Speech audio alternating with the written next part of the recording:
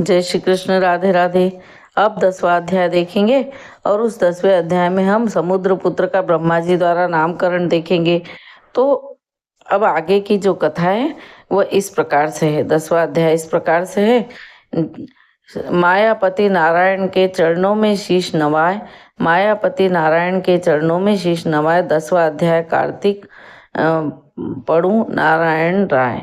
10वां अध्याय कार्तिक पढ़ूं नारायण हे नारायण राय। राजा पृथु बोले कि हे देवर्षि नारद, आपको प्रणाम है। कृपया आप ये बताने की कृपा करें कि भगवान शंकर ने अपने मस्तक के तेज को क्षीर सागर में डाला था, तो उस समय क्या हुआ? तब नारद जी बोले, हे राजन, जब भगवान शंकर ने अपने वह तेज क्षीर सागर में डाल दिया, तो उस समय वह शीघ्र ही बालक होकर सागर के संगम पर बैठकर संसार को भय देने वाला रुदन करने लगा। उसके रुदन से संपूर्ण जगत व्याकुल हो उठा, लोकपाल भी व्याकुल हो गए, चराचर चलायमान हो गया। भगवान शंकर सुवन के रुदन से संपूर्ण ब्रह्मांड व्याकुल हो गया। यह देखकर सभी देवता ऋषि मुनि व्याकुल होकर ब्रह्मा जी की शरण में आए और उन्हें प्रणाम कर उनकी स्तुति करने लगे। तब सभी ने ब्रह्मा जी से कहा, हे पितामह, यह तीन बहुत ही विकट परिस्थिति उत्पन्न हो गई है। हे महायोगिन, इसको नष्ट कीजिए। देवताओं के मुख से इस प्रकार सुनकर ब्रह्मा जी सत्यलोक से उतरकर उस बालक को देखने के लिए सागर तट पर आए। सागर से ने ब्रह्मा जी को आता देखकर उन्हें प्रणाम किया। बालक को उठाकर उनकी गोद में दिया। आश्चर्यचकित होते हुए ब्रह्मा जी ने पूछा, हे सागर, यह बालक किसका है? शीघ्रतापूर्वक कहो।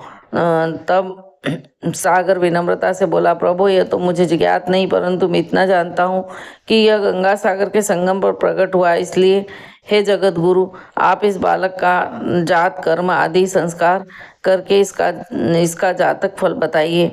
नारद जी राजा पृथु से बोले, सागर ब्रह्मा जी के गले में हाथ डालकर बार बार उसका आकर्षण कर रहा था। फिर तो उसने ब्रह्मा जी का गला इतनी जोर से पकड़ा कि उससे पीड़ित होकर ब्रह्मा जी की आंखों से अश्रु टपकने लगे। ब्रह्मा जी ने अपने दोनों हाथों का जोर लगाकर किसी प्रकार सागर से अपना गला छुड़वाया।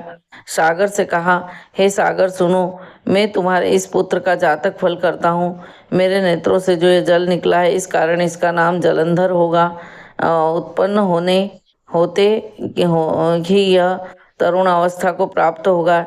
इसलिए यह सब शास्त्रों का परगामी, महापराक्रमी, महावीर, बलशाली, महायोद्धा और रण में विजय प्राप्त करने वाला होगा। यह बालक सभी दैत्यों का अधिपति होगा। यह किसी से भी पराजित न होने वाला तथा भगवान विष्णु को भी जीतने वाला होगा। भगवान शंकर को छोड़कर यह सबसे अवध्य होगा। केवल भगवान शंकर ही इसका वध नहीं कर पाएंगे,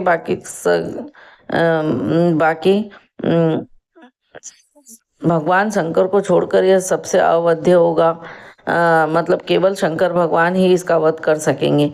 जहाँ से इसकी उत्पत्ति हुई है यह वही जाएगा।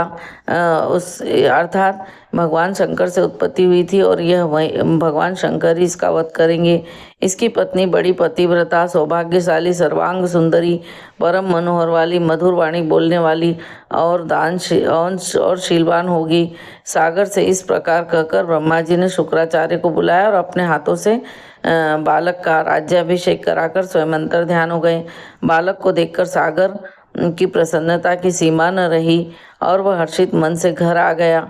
फिर सागर ने उस बालक का लालन पालन किया और उसे पुष्ट किया। फिर कालनेमी नामक असुर को बुलाकर वृंदा नामक कन्या से विधि पूर्वक उसका विवाह करा दिया। वह विवाह में बहुत उत्सव हुआ। फिर शुक्राचार्य के प्रभाव से पत्नी सहित जलंधर दैत्यों का राजा हो गया। यही था 10वां अध्याय जो मैंने आपको सुनाया। और इस अध्याय में जो थी हमने यह देखी कि उसका नामकरण किस प्रकार ब्रह्मा जी ने किया जलंधर का।